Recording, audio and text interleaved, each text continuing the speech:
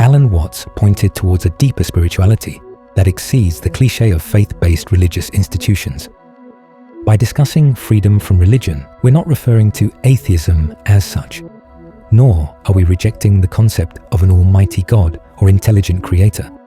We're simply exploring the idea of finding our own spiritual path through unique combinations of natural practice and wholesome lifestyle, based on complementary philosophy that might draw upon a range of belief systems that advocate a mix of moral principles and ethical outlooks on life. Exploring this kind of organic approach to intuitive living, in harmony with our world and everyone that shares it, could help you find, or at least pursue further, a more authentic or humbling form of spirituality, one that resonates closer to each of our unique experiences of life. We all have the right to establish a natural state of soul liberation, which can provide as much security, peace, and fulfillment as any mainstream religion. When approached with the maturity and reverence of an open mind, a truly free form of natural spirituality might provide more reasoning and purpose than traditional faiths and forms of worship. True spirituality doesn't need churches with doctrines or leaders and agents to contact our Maker and have our deeds handled through them, nor our words of prayer mediated through them. Alan Watts once said that religion, when it's alive, is poetry, but when it dies, it turns into what we call theology. The living mystery becomes a dead historical system. The maps of life become mistaken for the territory they define. We've always been told to look for heaven above the clouds, within the sky, to pray in temples made of stone and stained glass, and sometimes golden statues garnered from the attachment of tithes and donations from those who pay for their levels of devotion to be acknowledged. But what if true holiness isn't really locked inside religious text and designated buildings, or behavioral restrictions and communal practices decreed by executive pastors? What if spiritual sacredness was not something you ever had to earn, but an inner love for life that we've always held deep inside, which has become systematically suppressed since our innocent, sinless birth? What if authentic spirituality is based on our powerful knowing of the majesty of this world, which has been numbed and blinded from our senses by centuries of delusion? Because we crave meaning, we tend to build systems that protect the depth of all the things that we cherish. But the moment we think we've found the truth, we try and freeze it in motion to keep it close and often force it upon others. True spirituality, Watts said, is the courage to let the mystery of life breathe. Maybe we should let our understanding of things be flexible and open to new ideas, so we're more capable of change. This would allow us to encourage self-growth and better realize our own understanding of the world from our own viewpoint. So religion without religion, in its purest form, is about seeing the majesty in every moment, realizing that behind every breath, within every heartbeat, and powering every laugh, the universe is celebrating its own miracle through the magical phenomenon of creative expression.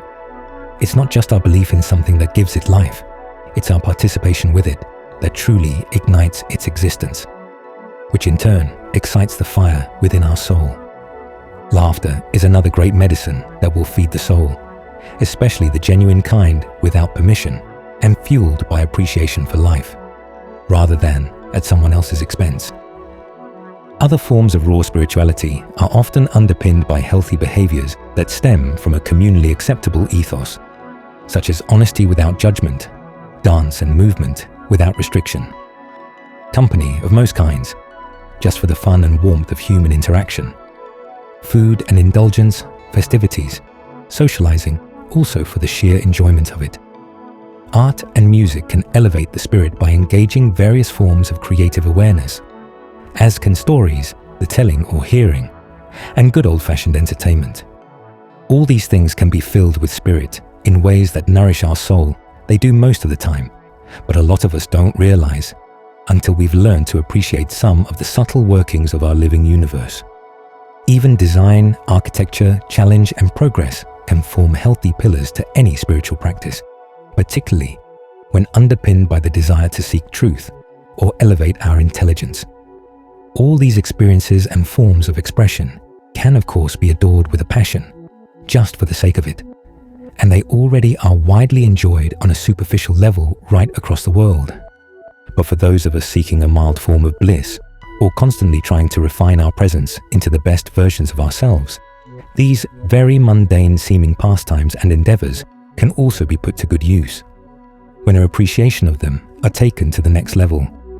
Architecture, concerts, wine, and ice cream can all have their own profound effect on us when approached with a spiritual state of mind that reveres every aspect of life, including its more abstract facet of being able to underpin anything with love, in ways that might help to align us with the divine in us all. Watt said, "To define yourself as a true believer is to divide yourself from those who do not believe." This is why, from the outset, life itself has no believers or non-believers, just participants. Newborns with relatives that help them to grow and eventually attract friends, colleagues, and acquaintances of their own. We don't need religions to experience reverence or to fuel our beliefs. It's not natural for churches to replace our appreciation of nature's awe, or to rely on pastors to help us understand our deepest feelings that drive our soul path. The tree doesn't believe in photosynthesis. It simply reacts to the sun's rays, reliably gracing its leaves, to feed it the energy it needs to expand and live on, ultimately contributing to the entire system through its own cyclic reciprocation. So, we must conclude that the truest of all religions, in its purest of forms, is simply to be alive and to know it. To celebrate this fact as much as possible by embracing an inward awareness of how and when to be more mindful, as well as acknowledging that there is spirituality all around us in everything we do. Our truest, most natural form of religion, therefore, must revolve around the practice of being mindful, partnered with humble habits and conscious insights. Surely this simple formula for self-awareness is easier for some of us to accept and reasonably easy to instill on a personal level. But how exactly can such elevated states of awareness be sustained and maintained in our modern world? Faced with the backdrop of everyday life, most of us deal with a constant barrage of overstimulation, sensory saturation, data distraction, and digital overload. From interactive entertainment, sophisticated advertising, daily drama, and social dynamics, to shallow dramas, sensationalized news, online propaganda, and all manner of emotional manipulation. Most of us are barely equipped to handle such drastic levels of psychology that is continually projected into our eyes and ears every minute of our lives. These are the mainstream dynamics of modern media and social pressures applied from every angle, all of which shape, influence, and amplify the superficial nature of our material lives. Is it any wonder that so many of us feel overwhelmed, confused, and generally exhausted by such a mind-numbing bombardment of attention-seeking preoccupations? We could even take this analysis a level deeper if we also took into consideration the chimp-like psychology that drives most of our modern competitive attitudes to what the masses convince us are the overall purpose and measurement of success in life. The qualities of modern life rarely place any tangible importance of the healthy kind of spiritual balance in life that we all instinctively know our souls need to thrive. For most of us, the best place to start a valid campaign of self-improvement is to try and start becoming more aware of ourselves. By becoming more self-aware rather than critical, we could eventually learn to control our own thoughts and endeavor to better express our feelings. Once we admit that some of the thoughts rolling around our minds may need taming or simply reframing, we will be better placed to become masters of our inner frequency, and therefore more responsible for everything unique about our lives that our brain perceives to be our own personal experience. This approach to focusing on our own inputs and outputs in life is likely to encourage a more holistic approach to celebrating the miracle of life that we share. Because if we all applied this ethos to mastering our own existence, then our ability to smooth our indifference and celebrate a more tolerant, diverse coexistence would surely become second nature.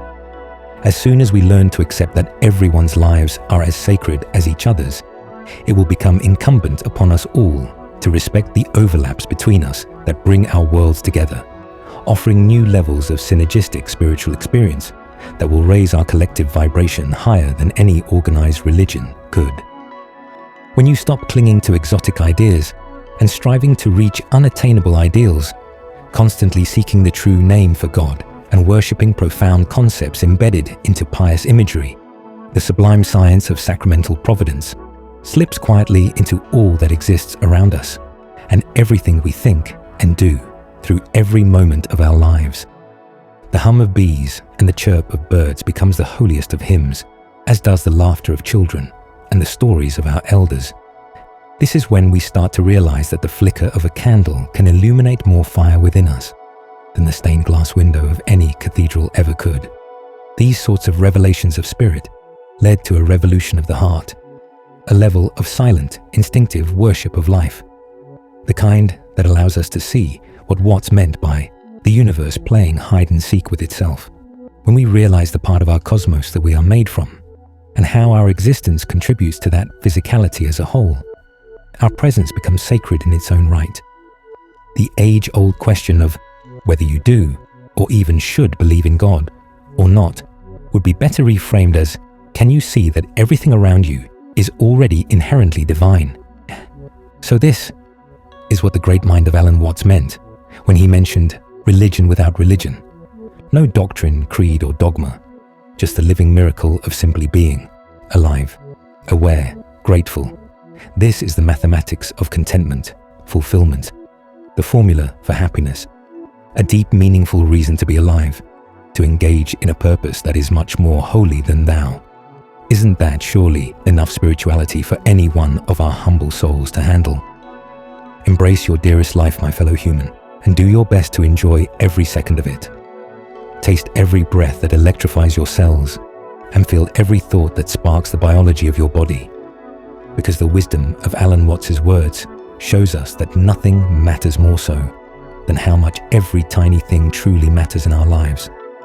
So to conclude, you would be wise to bear all of this in mind. It is a natural state of self-awareness that will become the vital prerequisite to discovering your own inner faith. We each need a strong enough basis to establish a valid and infallible religionless spirituality, without the need for any of the drama, austerity, or subservience associated with institutionalized religion.